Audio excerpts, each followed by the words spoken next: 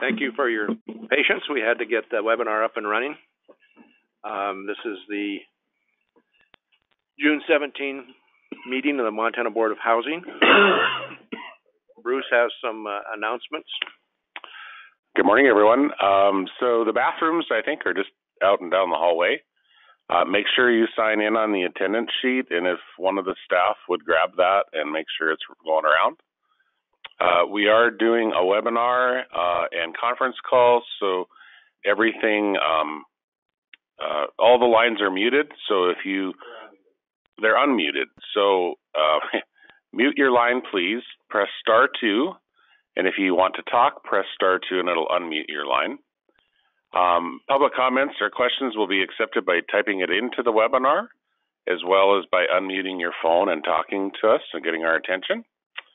And if you're on a conference call only, please send your name, title, company, and contact information to Paula Loving at ploving@mt.gov.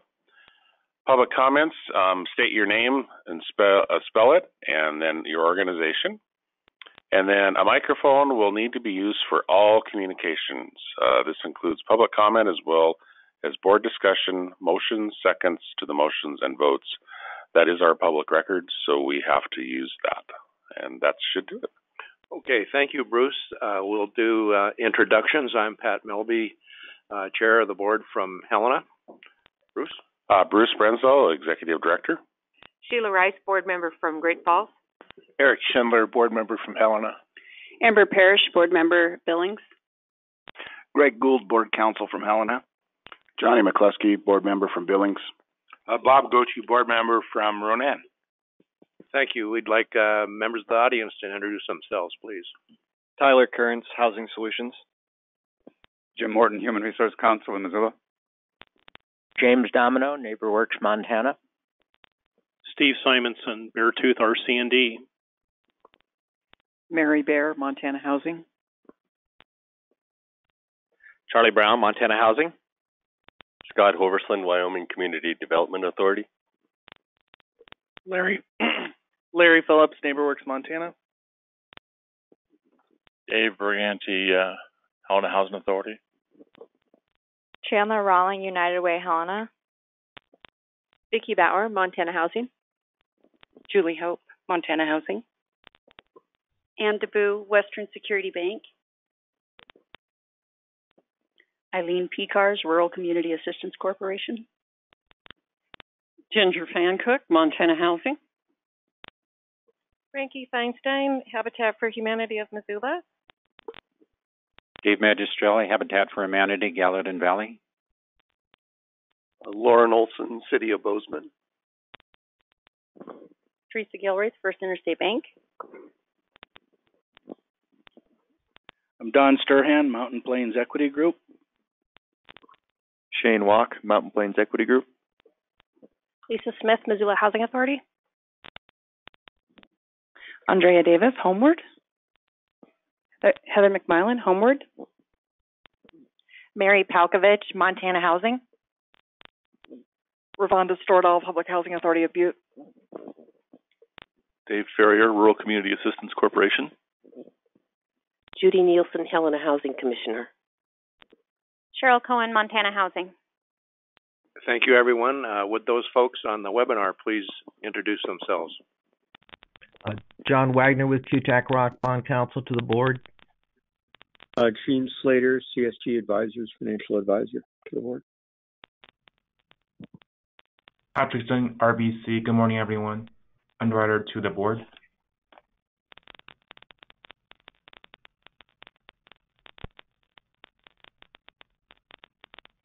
All right, Cheryl has one more person back there. Jody Paxton, Lake County Housing, Ronan.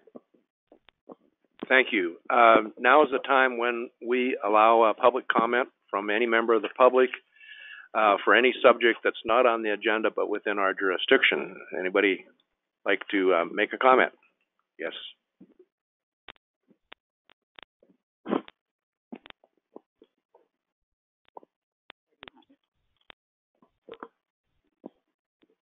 Put you on full display here.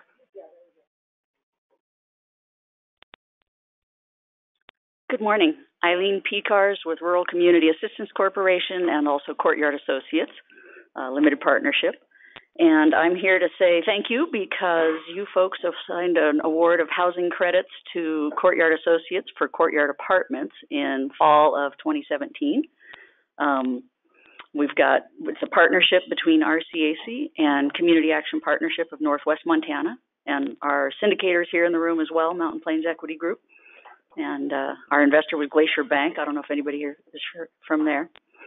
So we got underway on the rehab of that 32-unit project in May of 2018. We brought the last of the 4 buildings online in January of this year, got it leased up promptly. Montana Housing helped us put on a really nice grand opening event in April with Penny, and Cheryl was there, and we had a good gang. And we'll be converting to our permanent loan in July. We're wrapping up all the details, applying for 8609 shortly, so we're off and running. And I wanted to say thank you for that award. The residents are happy with their revitalized units and new energy efficiency, and talked to us about how little they ran their heaters over the winter and all of that. So thank you very much for the support, and you've done a nice thing with affordable housing. Thank you for your work. Anyone else with comment about any subject matter that's not on the agenda but within our jurisdiction? Hearing none, we'll move on to the minutes of our May 20th and 21st meeting. If you look in the packet, there are actually 2 separate documents, but they're only one set of minutes actually. Is there any board discussion or questions on the minutes?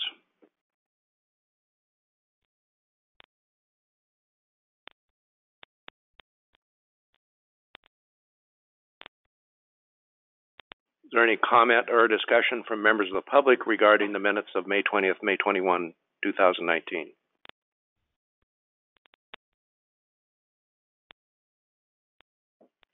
Hearing no comments or questions, Chair would entertain a motion to approve those minutes.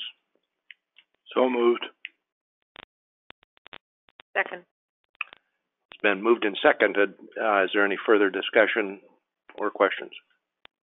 Hearing none, all those in favor of approving the minutes of May 21, 2019, signify by saying aye. Aye. Aye. Aye. Motion carried. Move on to the finance report. I see Ginger has already taken her spot. So. Good morning. The package that you have this time has an extra page trying to give you just a little bit more information. We'll see if that might answer some questions that have been posed on our financial outlook. It is for the month of April, so it's not actually a quarter end, and we only do certain adjustments on quarter end or year end basis. So some of those numbers, and I'll go into that a little more, wouldn't be the same if we had the opportunity to do the full closes that we do at quarter and year end. The first page has 4 sections. The first section is the diversification packet, or it shows how much we have percentage-wise in different investments.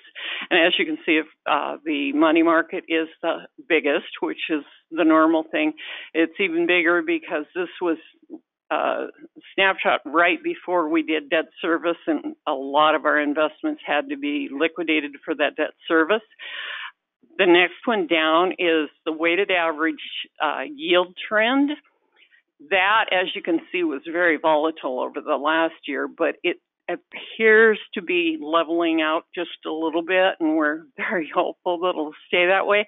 Unfortunately, I did look at investments in this last week, and they're still bad. So we didn't do any investments this month. Everything's still in our money market, which is actually earning 20% more, or 0.2% more than anything else that we could get. The last item on there is the portfolio maturity, and there's also a breakdown of that on the next page showing you exactly which investments we do have and how long out the maturities are.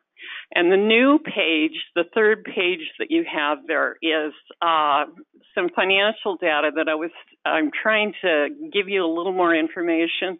Some of you have requested that we give you some information that kind of gives you a little bit of a better picture of where we are financially. And as I said, our books, we do part of our, this is kind of interesting, we do part of our books on the state books and part of our books in a special housing program, and we have to combine those two. We reconcile every single month, both the state and the housing books, and then quarterly we combine the two, although there are some items, amortization, depreciation, and some of those are fairly large, and there are some bills that only come yearly. So when you look at that bottom line that is showing on there, it's rather deceptive. It's showing, see if I can find it. It's showing a very high income for this month compared to the end of the fiscal year, and unfortunately that's kind of deceptive because of the number of things that we do at the fiscal year end that affect that, although things are looking up from last year, so we're very hopeful that it will continue to look very positive. Does anybody have any questions? Are there any questions or discussion from members of the board? Eric. Thank you, Ginger. I'm the one who's been asking about the financial statements, and just for the benefit of those who are here, we as a board only got to see the financial statements once a year when the state closed up its audit, and we could see how the board did from the fiscal auditor.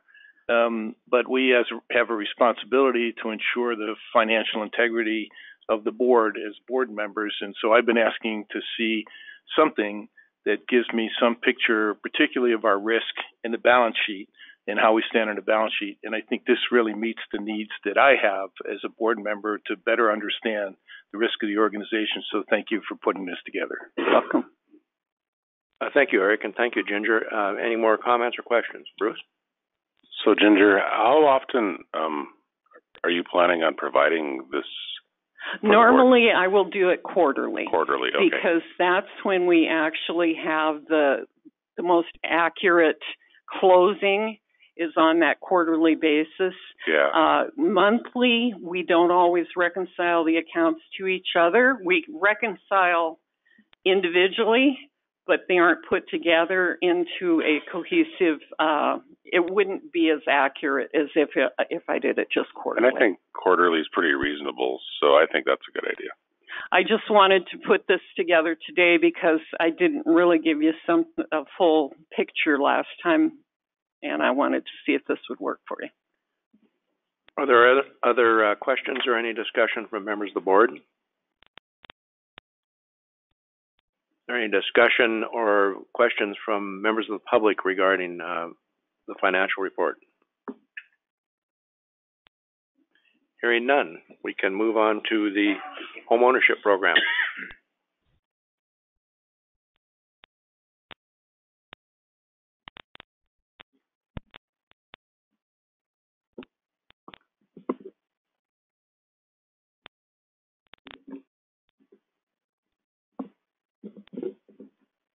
Good morning. The first item I have on the agenda today is for down payment assistance changes. The board currently has 2 down payment assistance programs. One is a 15-year amortizing loan with an interest rate that's determined by the borrower's credit score, and the second is a 0% deferred loan that's due at the time of payoff. Both of these programs have a $6,500 loan limit and require a $1,000 borrower contribution as well as a 620 credit score, and they're both currently being funded by the Special Reserve. We will issue the 2019 B bonds out of the Single Family 1 indenture, which allows non-insured loans, and we'll use a portion of those bond proceeds to fund the DPA loans. The rating agencies, they don't give credit to the deferred loans, so we would only be purchasing the amortizing DPA loans out of the bond proceeds, and we'd continue to fund the deferred program out of the special reserve. This will make it easier to provide the amortizing loans. What we need to do, though, is we'll need to restructure our DPA programs that we offer in order to make the amortizing DPA loans more attractive. We would like to do that by removing the overlays, increasing the loan amount, and by restricting the deferred program to limit the activity. We would continue to fund the deferred loans out of the Special Reserve Fund over continuing to fund the deferred loans over the long term. It'll impact the agency's sustainability, so we intend to continue to evaluate the financial sustainability of the deferred program with CSG on an ongoing basis, and may propose further changes in the future or possibly eliminating that program eventually. So the staff's proposals for the changes are to set a maximum income limit for the deferred program of $55,000. This will help stretch out the special reserve funds needed to pay for such deferred loans, and this is the only proposed change to the deferred program. For the amortizing DPA, we would request increasing the loan amount to $10,000, setting the rate at 25 basis points above the regular rate, like the borrowers who receive the deferred program, and removing the additional rate hikes based on the borrower's credit score. A minimum credit score of 620 would still be required, as well as a $1,000 contribution. And it would be amortizing, 15-year amortizing loan with a combined loan to value of 105%. This combination of changes will allow the board to continue to fund and indeed expand down payment assistance for the future. All right. Thank you, Vicki. Are there any questions or discussion from members of the board regarding this proposal? This is Johnny. Hey, Vicki. So we're talking about minimizing those rate increases based on the borrower's credit score. How do you figure that? Is there a flat score or a flat rate that we're going to offer from here out? That's what you guys are suggesting? Yeah. Currently, the way the program works is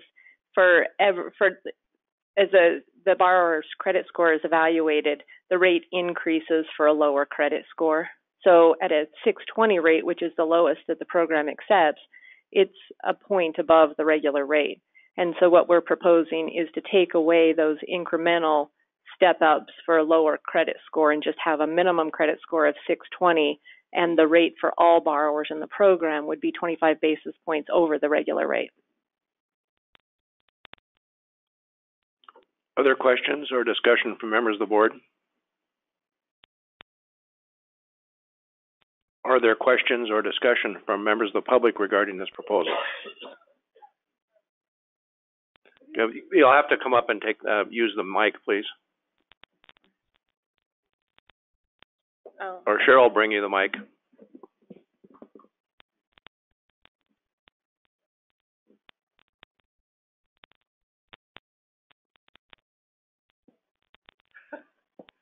I'm sorry, I didn't know that it was this big of a deal. What is the regular rate? And excuse me, we need you to introduce yourself and spell your name if it's difficult to spell. Well, it is. Then you'll have to spell it. My first name is Maureen, M-A-U-R-E-E-N. My last name is Jurovich, J-U-R-O-V-I-C-H. I am a retired lender out of Yellowstone Bank and currently the chair of the Housing Authority of Billings. And it was a simple question. What's the regular rate right now? The board's regular rate is currently set at 3.75. So the rate on the DPA program would be 4%. Thank you. And we apologize, Maureen, for making you go through that complicated procedure just for that simple question. Now you can ask more questions now.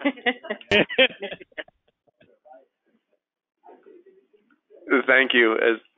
Are there any other questions or discussion from members of the public? Board, what's your Can I weigh in? I'm sorry. Yes, you may. I just want to compliment the staff on putting together a more simplified process for the DPAs, which I think will lead to more loans, which is the ultimate for us. And that's a very reasonable rate, and I think it will make a huge difference to a lot of Montana families to be able to get into homeownership. Thank you, Sheila. Thank you, Sheila. Any other questions or discussion from members of the board or members of the public? What's your pleasure, board? I would move approval of the staff recommendation. Second.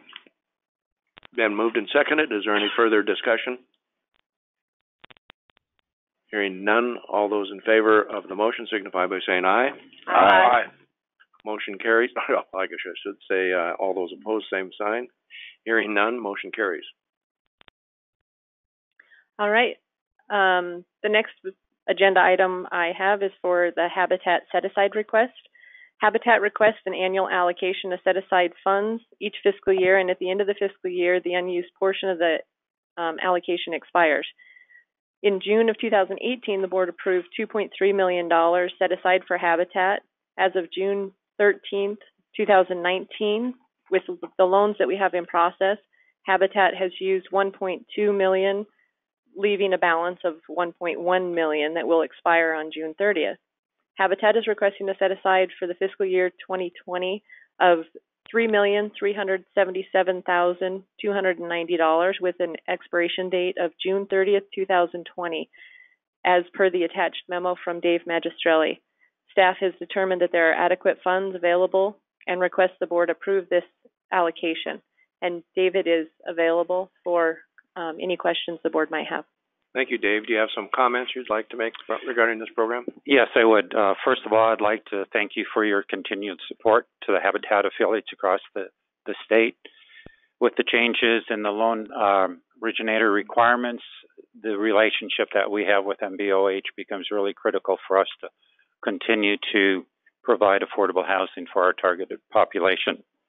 As I provided in the handout, we have some very aggressive building going on during 2019-20. Flathead is anticipating that they're going to be able to complete 8 houses during this oncoming fiscal year, with 3 being closed in August.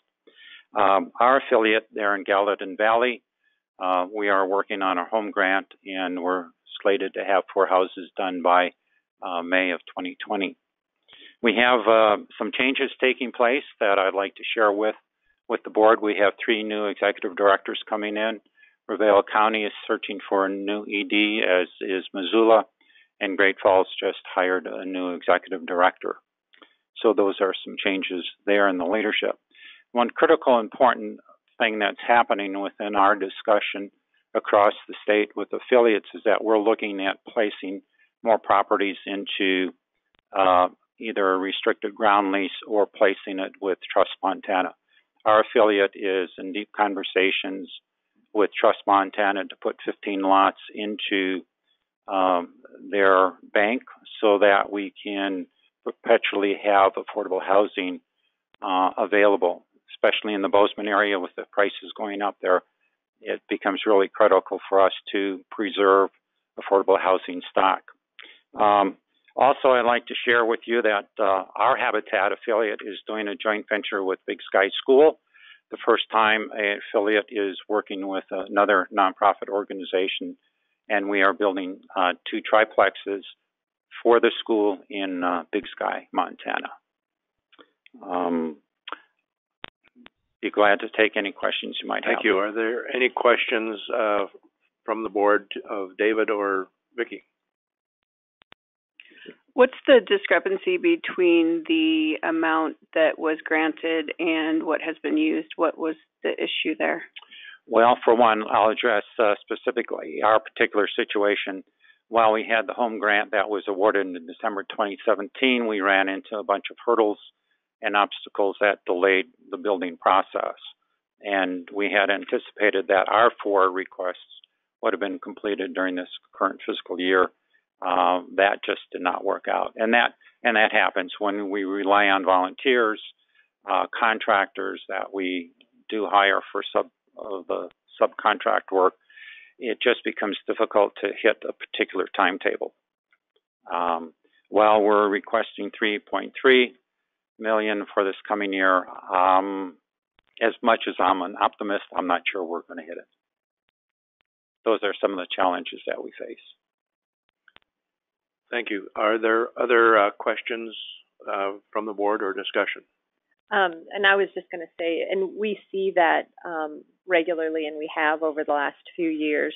The year before, they had requested about $2 million, and they ended up using about $1 million. And I believe that was the Kalispell Habitat had gone through some changes, and they didn't build as many houses as they had planned that year. So we see that.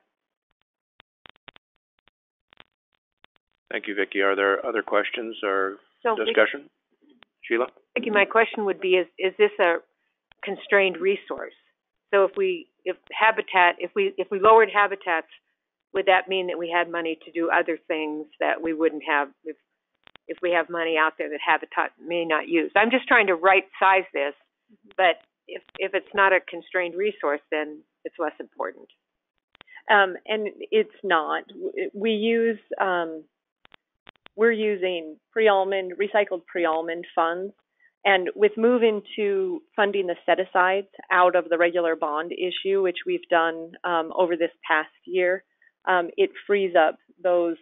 We can't do habitat loans out of the bond funds primarily because the interest rate is at a lower rate. And so it really doesn't make it a good source of funds for us to do it out of a regular issue. So we use recycled funds or combined revenue to fund like the habitat, the lower interest rate programs. And so we don't have constrained funds at this time. For this year, we'll be fine for this allocation. And that's why we come in on an annual basis with habitat, and the funds that aren't used go back, and then the board has the opportunity to evaluate that annually. Any further questions of Vicki or David? Are there any questions or comments from members of the public regarding this proposal?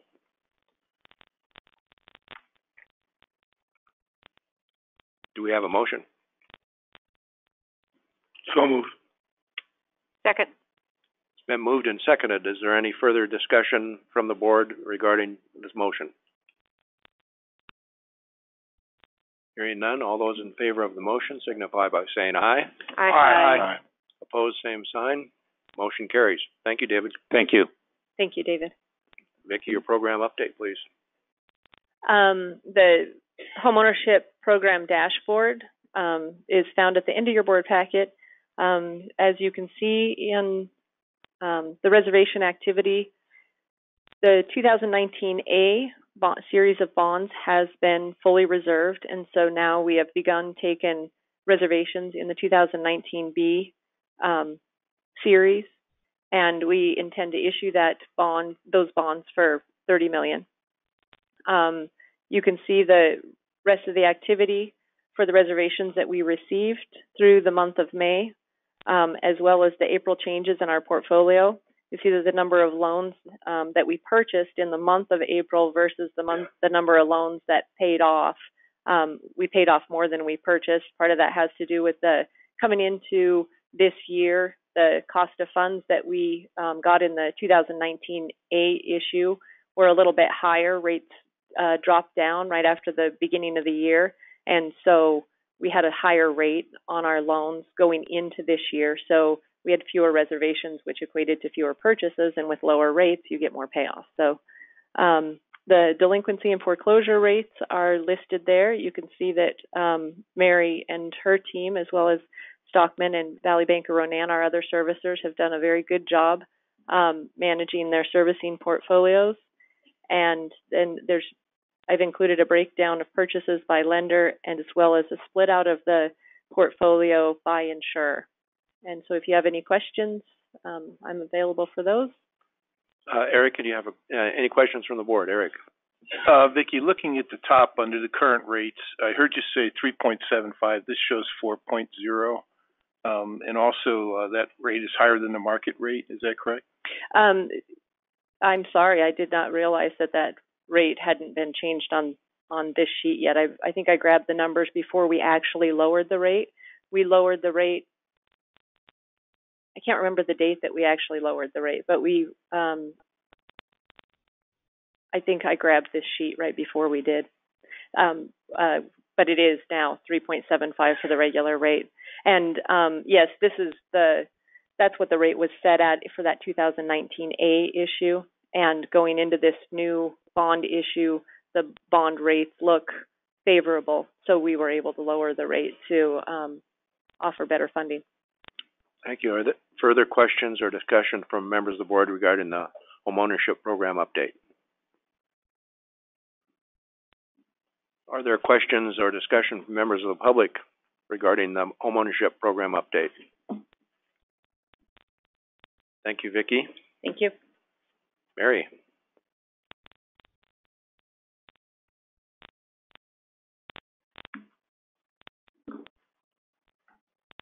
Good morning, members of the board.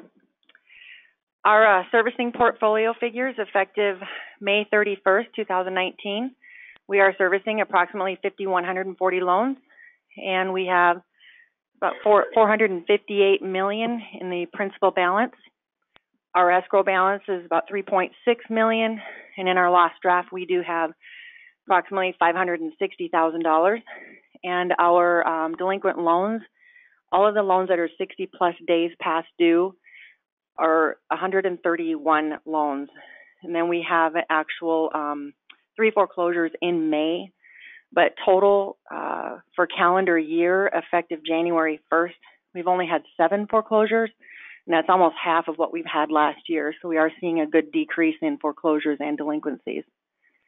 And then as far as delinquent contacts to make, what that means is our loans that are 60 days and then also loans that are 17 to 21 days past due, we need to reach out and make 2 attempts each week until we actually contact the borrower. So we have a first round, which is the first attempt to make the contacts, and the second round, and then there's a first attempt and a second attempt for each round. So there's 4 rounds every month. That's kind of how we calculate it and reach out to contact our borrowers. As far as the late fees, the number of loans that we do contact after the late fees are assessed, which is after the 17 to 21 days past due, we've had 649 of our borrowers were late, which the fees, 699, that were late.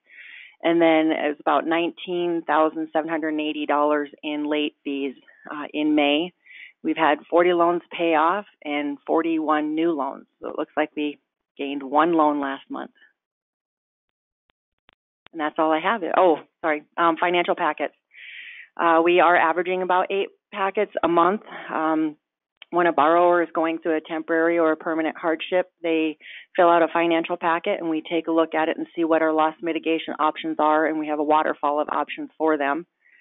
And right now we have approximately 27 repayment plans and forbearances in pending. And short sales, deed and lieu, we have not had any last month. We do have 1 HAMP pending, the Home Affordable Modification Plan. And preservation properties and real estate owned properties together are 13 properties that we handle to make sure that they are being preserved and protected. And we have 22 Chapter 13 bankruptcies at this time. And then as far as our HUD National Servicing score, we are at a Tier 1 again, fiscal year 2019, second quarter, 96.26%. That's all I have. Any questions? Thank you, Mary. Are there any questions or discussion from members of the board of the mortgage servicing program? Are there questions or discussion from members of the public regarding the mortgage servicing program? Thank you very much. Thank you. We'll move on to the multifamily program.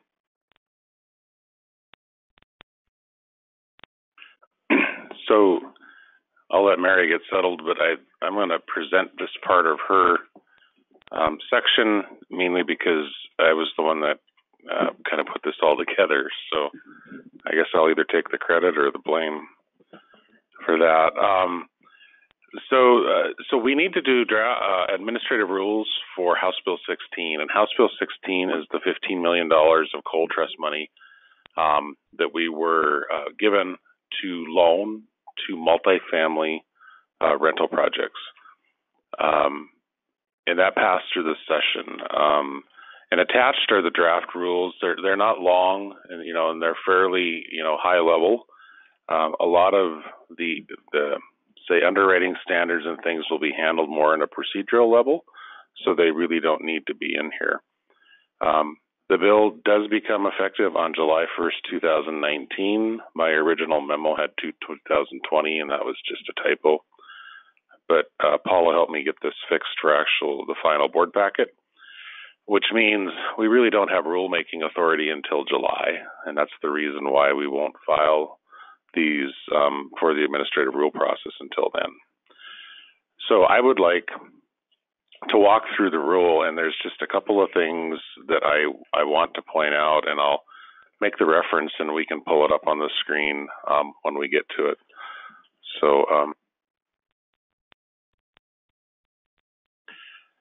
So we have named this the Coal Trust Multifamily Homes Program.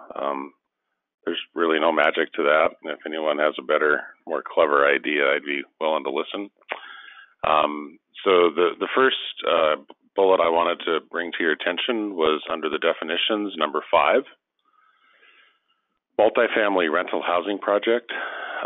We needed to define what this means, and we've chosen to put in here that it means a project that is 2 or more rental units. Originally, I think we had 1 in there, but thought doing one unit rental projects is tough to begin with, and 2 ain't that much more, I guess, but at least it's a duplex. The next one that I wanted to bring to your attention is under eligible loan activities, number C, 1C. Typically, the development of rental housing, the acquisition, those are kind of standard things we see, but I wanted to bring to your attention the acquisition of land for multifamily rental housing projects, including land trust and for mobile or manufactured homes, meaning that we could do like a rock project with this, where the lots are rented, but the families would bring in their own units. At least that's what we're proposing. If we could switch down to loan terms and conditions in 806. Just wanted to call to your attention that, these loans could be done up to 30 years, but not to exceed, or they could be actually shorter term loans. Some of the other stuff in here is kind of, I should mention, where I started with this was the Housing Montana Fund, and then I just kind of cut out a bunch of stuff to try to make it fit this program. So that this is standard within that language for late charges and whatnot.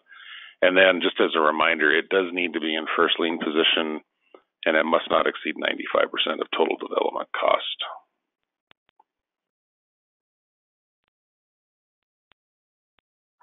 Bruce, I just want to point out, you also include that it may be in a loan participation, which I think is important for this program. Yeah, that's a good comment, because I just didn't. Where do I reference that at? Is it up above? F. Oh, yeah. I guess when I was thinking about that, I was thinking, we'll have to take a look at kind of how it affects the risk. But if we do want to, and it does make sense, we should be able to partner up with another loan in order to make the deal get done. So thank you for pointing that out. I kind of glazed over that. And then the last thing that I really wanted to bring forward, and we can talk about any part of this stuff, is the very last E under 807. And there was a lot of discussion at the legislature about well, actually, there was an amendment put on there to limit the loan size to 1.5, with the idea that we'd do smaller loans to more projects, you know, and kind of geographically distribute these funds. That was taken off in the end, but you know, I thought as a recognition of that concern to have something on there that we are going to consider loan size, and we are going to maximize the geographical distribution of the program in recognition of that concern. So, you know, this is where if we had one project came in that said, hey, I want to do a $15 million loan, we'd probably say, probably not. So that's how I thought we could kind of handle that. And then, you know, we'll have to kind of figure out a lot of the procedural stuff here in the weeks to come also, and exactly all of the documents and all of the just documentation of doing our due diligence with these loan projects, because we are very sensitive to the fact that this is coal trust money and that we want these loans to be good, successful, and to protect the coal trust, but also to demonstrate the fact that we can do this in a very positive manner and it can be used well. So any questions, I'll try to answer them. Bruce? Okay. Bob? So, surrounding the discussion of this bill, was there any consideration, if it is successful, what would be the universe of the potential? I mean, if it's very popular, I'm thinking particularly for small communities that don't have a lot of capacity to compete for home funds and programs like that. This might be ideal. Is there potentially a chance, if it's very successful, a session or two down the road, that it might be able to grow significantly? So I might leave that to part of the coalition that has the ability to go in and propose that type of legislation. And I don't know if anyone here wants to speak up. Andrea, I think you'd be great to. Are you planning on going in and getting more authority for us? Is that the question? Absolutely. We want to keep the Board of Housing busy. Andrea Davis with Homeward, and speaking on behalf of the Montana Housing Coalition, we certainly had several conversations going into this session about right-sizing our ask to begin with. And we did consult with Bruce and his staff about the success of an existing program that you all administer, which is the Veterans Mortgage Program.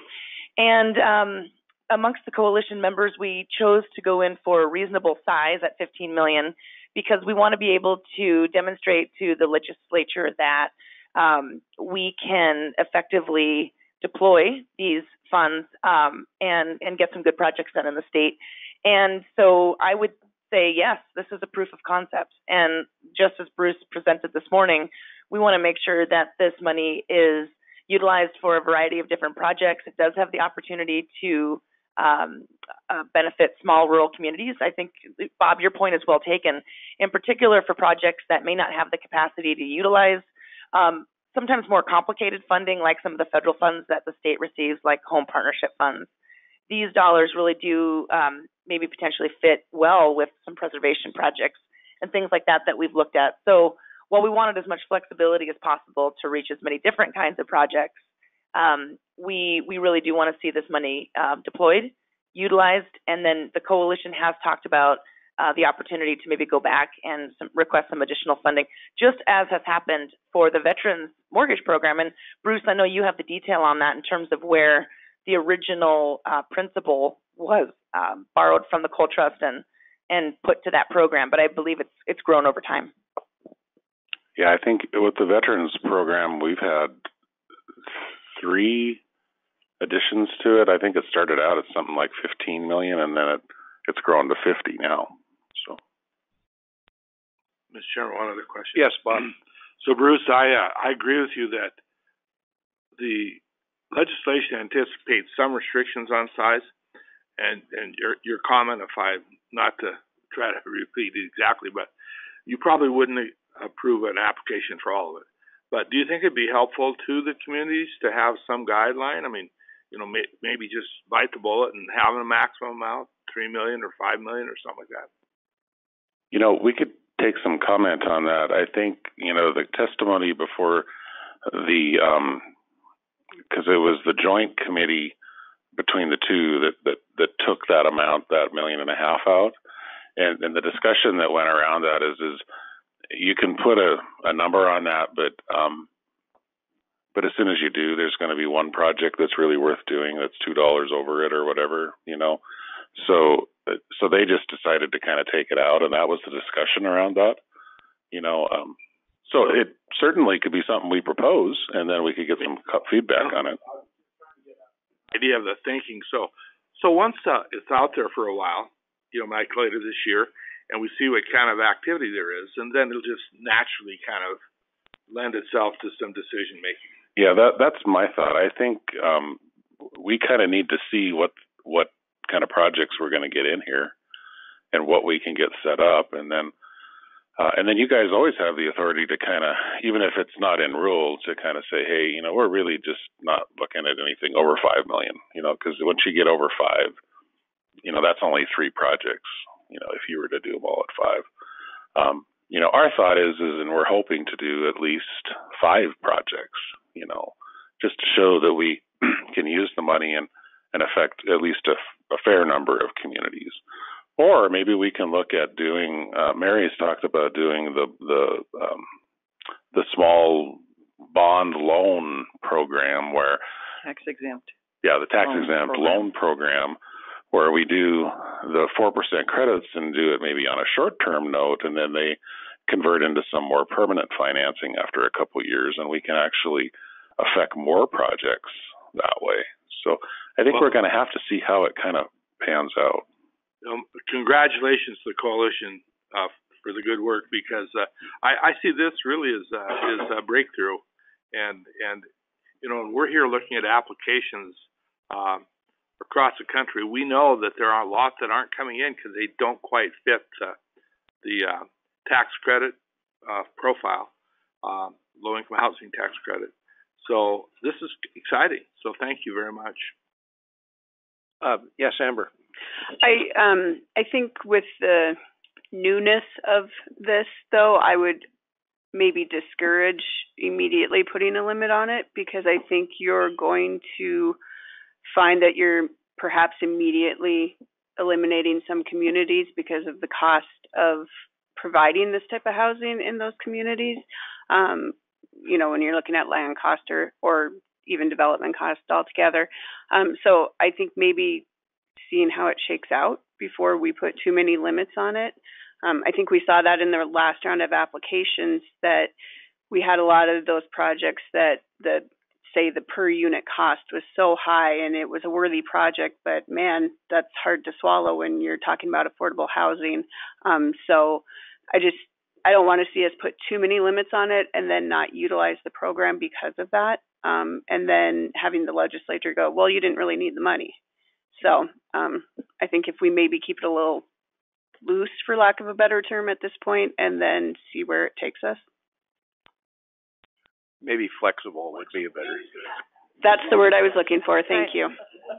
I would agree with that. I think especially in the rules, we want maximum flexibility. So, Bruce, I want to go to, let's see, this is 803B, the eligible loan activities. Excuse me. It says acquisition of existing multifamily rental projects. I wonder if we should make it really clear that it's acquisition and redevelopment or preservation. Good comment.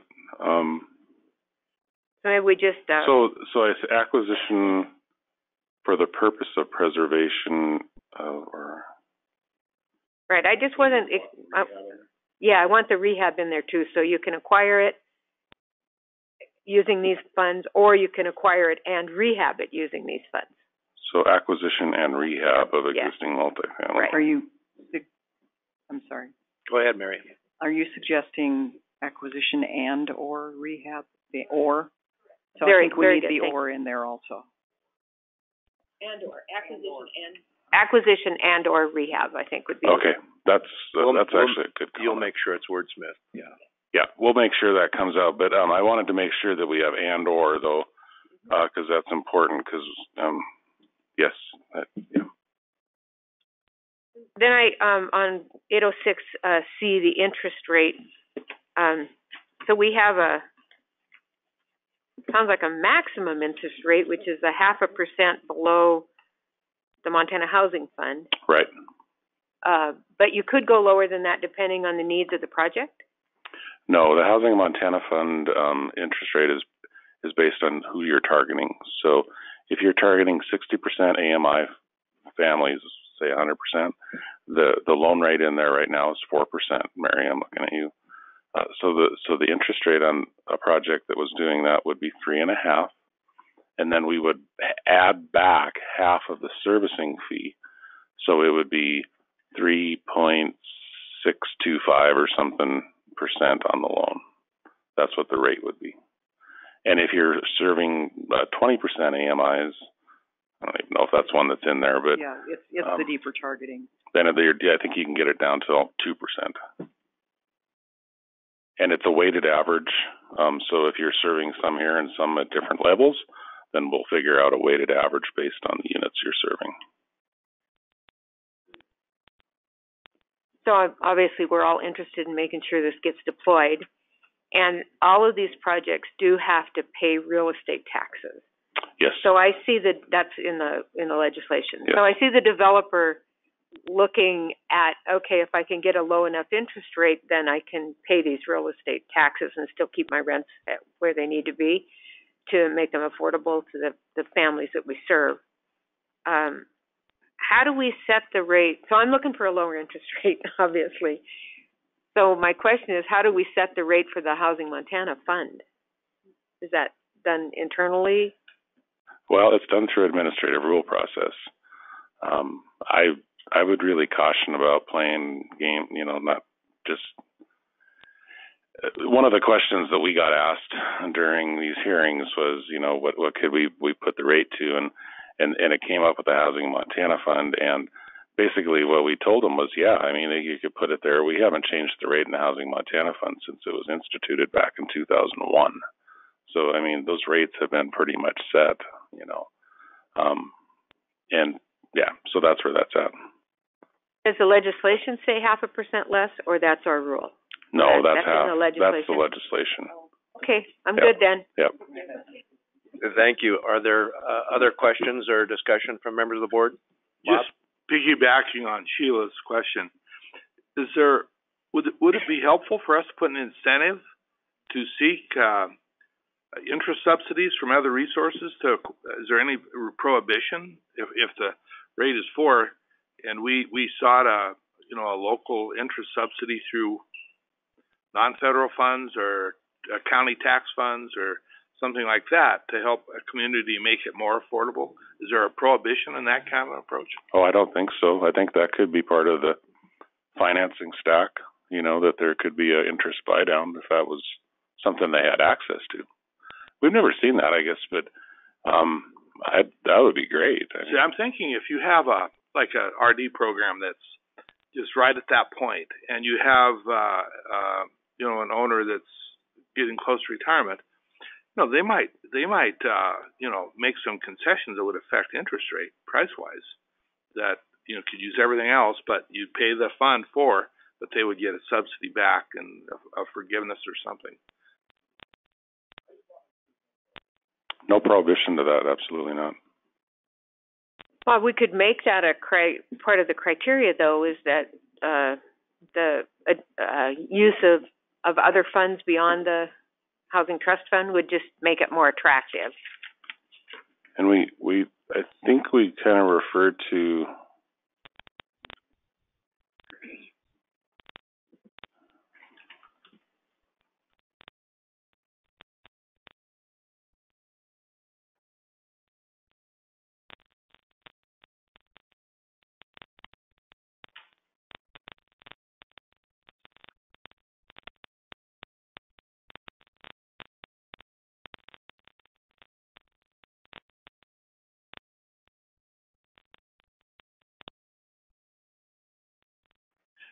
in that we can probably take that into effect under they're required as part of the application process to talk about efforts made by the applicant to coordinate the loan with other housing assistance programs administered by the board or federal programs or state or tribal or local. I guess we don't say private, but we could add that. I don't think that the intent is that they're supposed to look at all other types of financing. We're in the 805 loan application procedures. I think Sheila's question may be if that shouldn't be included as a criteria that the board would consider. Yeah, absolutely. As well as the applicant including in their application. Isn't that correct, Sheila? Right, but I think it could go in other places too. I would be happy with one of two things. One is in 805, if we could add under a private investors or something like that, and then or if we wanted to put it in the criteria, we just wanted to say under 807 add another criteria that says the coordination of or not coordination as much as the I know there's a word here the use of other funds. Leveraging, perhaps? State, federal, tribal, or private funds, something like that. Bruce, so someone suggested leveraging. Yes, excellent. That's the word I was looking for. Thank you so much. I have trouble with those big words sometimes. We're doing this kind of without having a motion to adopt the draft regulation that we have, so we'll have to have maybe a consideration of consensus if that's what people want to do to include that.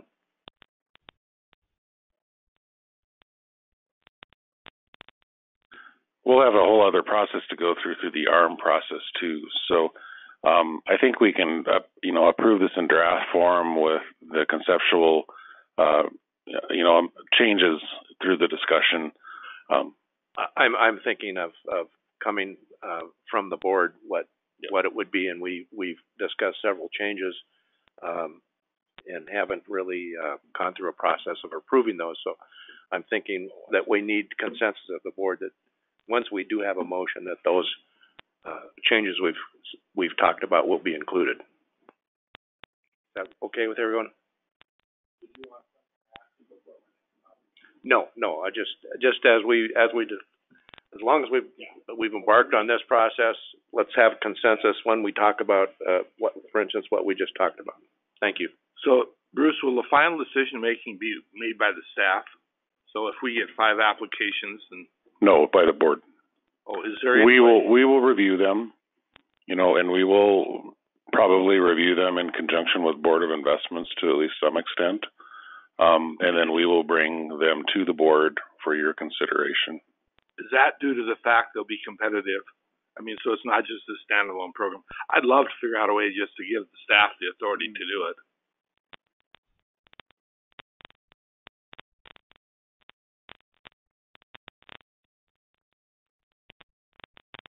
I would support that. I think that right now all of the Housing Montana Fund loans come to the board. So this would be a change, not just of this fund, but the other funds that are in there, which are pretty small. But I would support giving staff approval.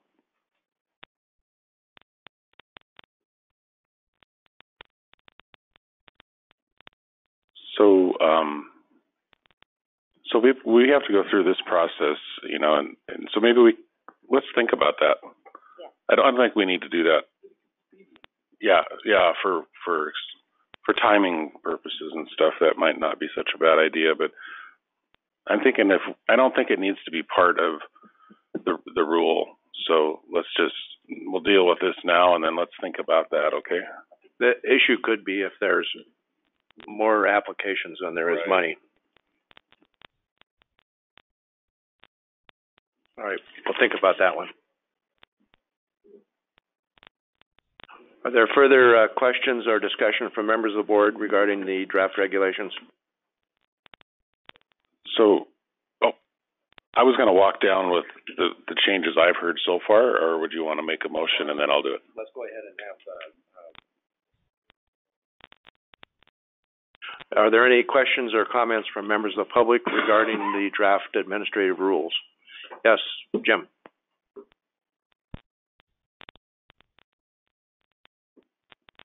Good morning, Jim Morton with Human Resource Council.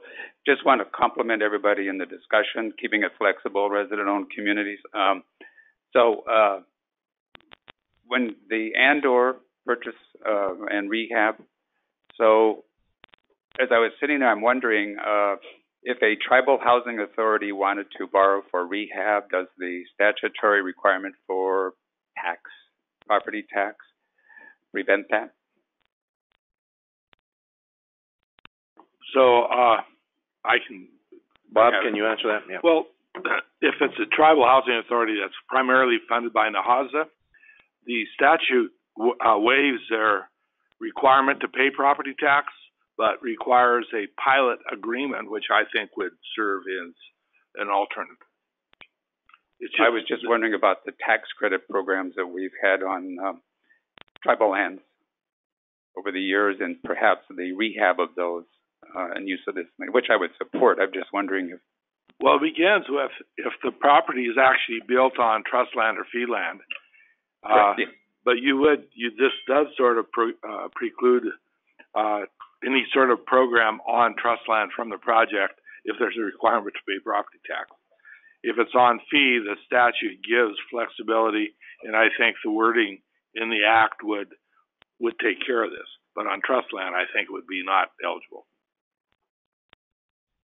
Yeah, we may have to get some legal thought on that. Greg was just pointing out the provision in the statute. It's pretty clear. I mean, the statute does say that projects funded with the loans must be subject to property taxes.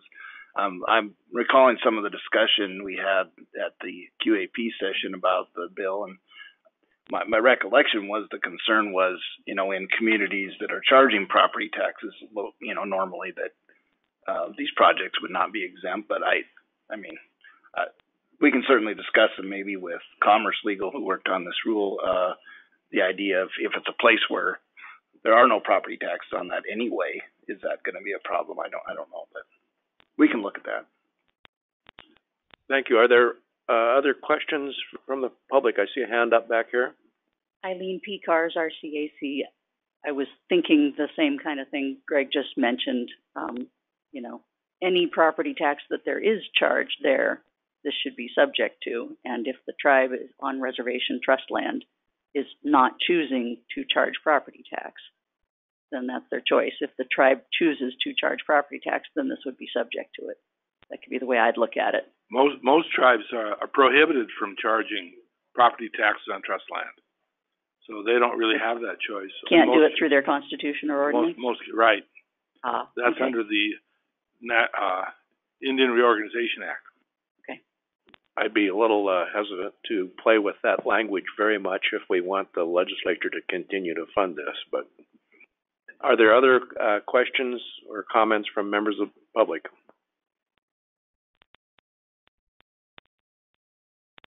All right, before we have a motion, Bruce, could you kind of go through and talk about those changes that we had consensus of the board on? Absolutely. In section 811.1.803 1B, we're going to add acquisition and or rehab. In section 805, under 2A, we're going to add the word private. Private. And then in the last section, 807, we're going to add a number F, 1F, that would say something similar to the use of other funds to leverage the loan fund. Okay, board, we'll get a motion on the table, and then we can discuss further changes that anybody might want. Do we have a motion to approve the draft regulations with the changes that Bruce just discussed? Mr. Chair, I would move that we approve the draft regulations with the consensus changes as discussed. Second. Okay, it's been moved and seconded. Is there further discussion regarding the motion?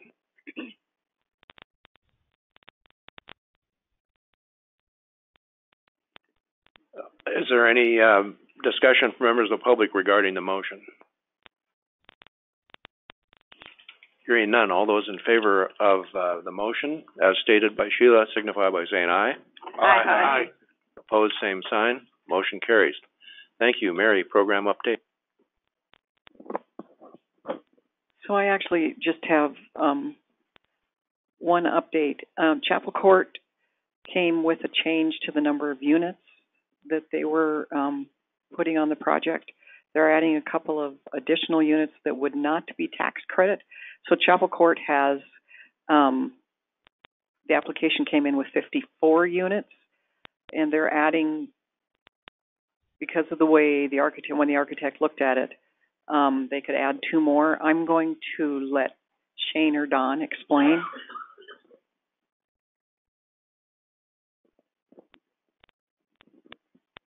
Thank you, Mary. This is Don Sturhan with Mountain Plains Equity Group. We're a co-developer on the project with St. John's United for the Chapel Court project here in Billings. And as Mary stated, yes, the original application was for 54 affordable units. And due to the architectural layout, the architects pointed out, hey, we could easily add another 2 apartment units here at little extra cost, just because of the design configuration. St. John's United would like to do that because of the flexibility that allows to the project for visiting guests, parents, children, whatever that might be able to take advantage of those 2 units. So they would be basically managed as short-term market rate units, and we would still have the same 54 affordable units subject to the low-income housing tax credit compliance rules that will remain intact and in place. So that is the request. Thank you.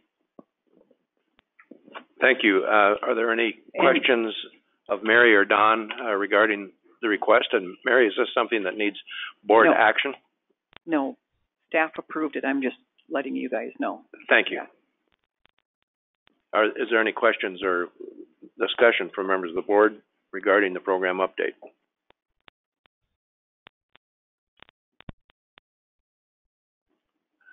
Any questions or discussion from members of the public regarding the program update? Thank you, Mary. We'll hear from Cheryl regarding operations. Mr. Chair, can I apologize for jumping in late here, but this is phenomenal that we got that bill signed by the governor sometime in April, and we're approving rules for it today. Like, thank you to everybody that worked on that bill and to the staff for really moving on it so quickly, understanding that the speed of getting these out means success at the next legislative session. Absolutely. And I think I want to echo that, and I'm sure the other members of the board do as well. Cheryl, are you responsible for the air conditioning in here? No. I am responsible for not bringing my own sweater, however. Yes. I'm responsible for my jacket hanging in the car. Morning, board members. So I think I have a pretty quick operations update. Our next board meeting will be held Wednesday, May 7th. It's a webinar, and the draft QAP will be reviewed so staff can release that to the public.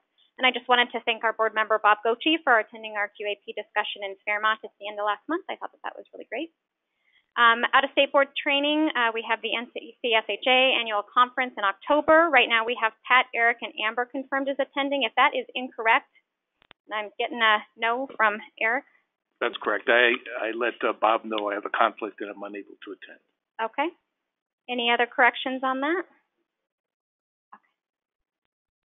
All right, we'll work on that. And then Paula, just wanted to let you guys know if you could please submit any travel voucher reimbursement stuff for through this board conference. We'll be closing out our fiscal year, and so we'll actually need those by Monday. So chat with Paula if you have any needs from her on that. Staffing update, a late-breaking update. We did receive an acceptance for the offer for the accounting position, and that person will be announced on Tuesday. The manager was out of the office, and they wanted to be back in the office to make that announcement, but we have filled that position. No updates on procurement. We've been the last part of May and this month in Housing Partnership Conference Vortex, so haven't moved ahead on any procurement, but we've got a bunch scoped out for Q3 and Q4.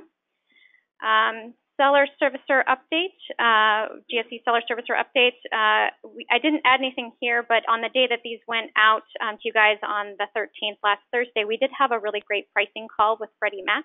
We talked with 3 of their staff, and they provided us with some pricing information for whole loan sales as their buy up and buy down grids, and they're going to be providing us for MBS pricing as well. And our consultant with Acorn Mortgage is going to be putting together a pricing sheet to help us better understand when we enter that market, what does it look like when we sell loans to Freddie Mac at the cash window? What is the difference in the interest rate that we're charging versus what we're selling them for? And they have some buy up and buy downs based on the loan value if it's below a certain percent. And so having a real clear understanding of what that pricing look like and mechanism will help us be able to understand how things would go on our end.